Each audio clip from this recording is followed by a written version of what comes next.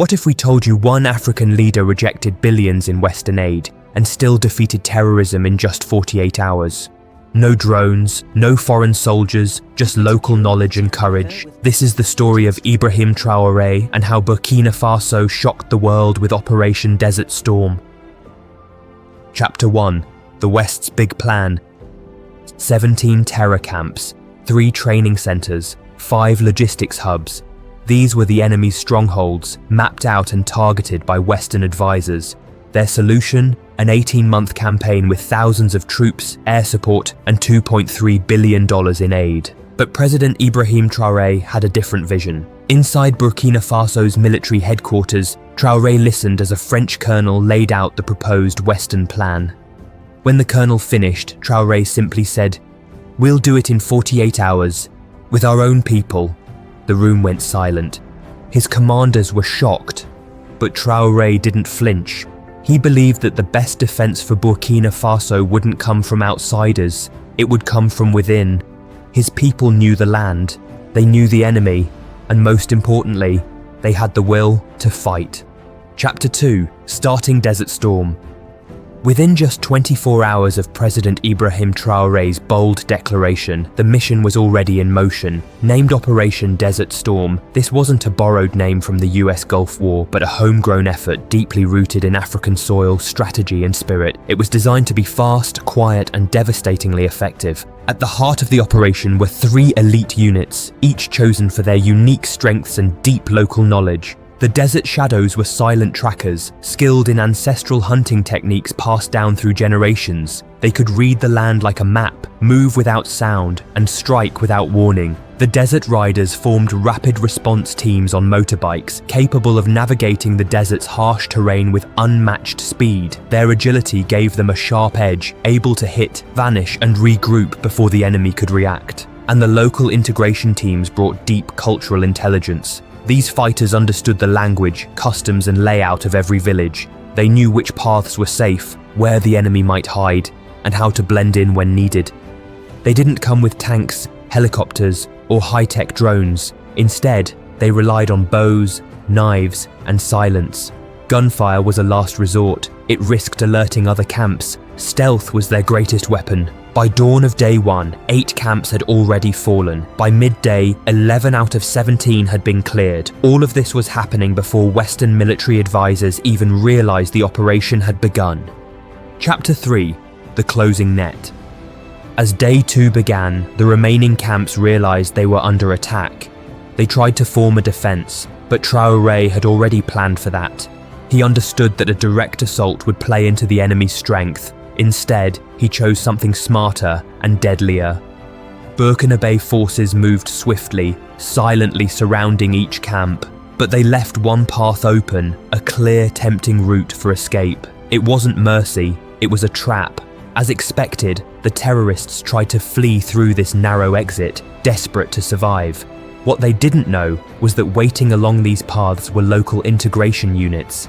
These soldiers weren't strangers, they knew the people, the villages, the faces. In seconds they could tell the difference between a scared civilian and a fleeing fighter. There was no escape. By sunset, the mission's outcome was clear. 17 terrorist camps were neutralized, 3 training centers were destroyed, 4 of the 5 logistics bases were shut down. The 5th, across the border in Mali, was cut off and rendered useless. More than 600 civilians were rescued, including 86 children who had been forced into training as future fighters. A total of 443 terrorists were captured.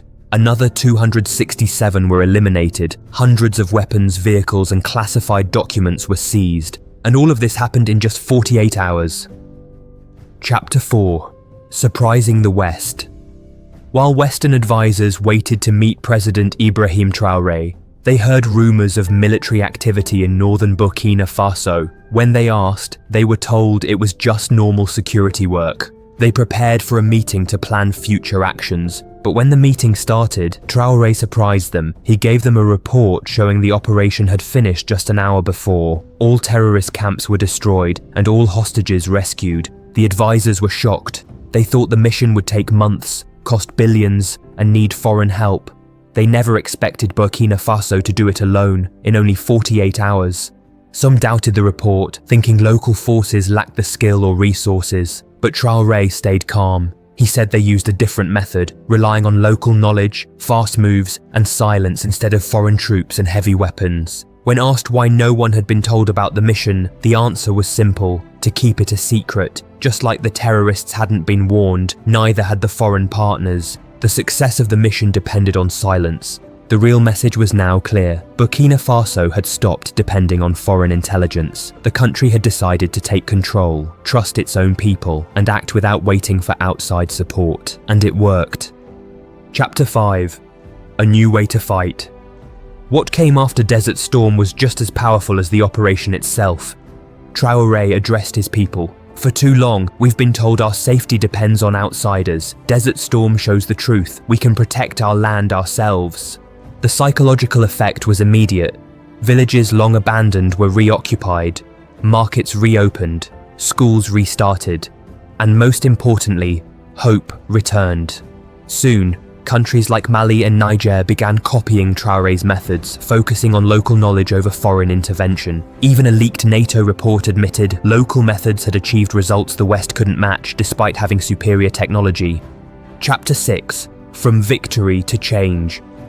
3 months after the operation, Traoré visited the liberated village of Djibo. There, an elder told him, "Foreign troops came and stayed in their camps. Your men came, knew our names, spoke our tongue, and fought for us. That is the difference."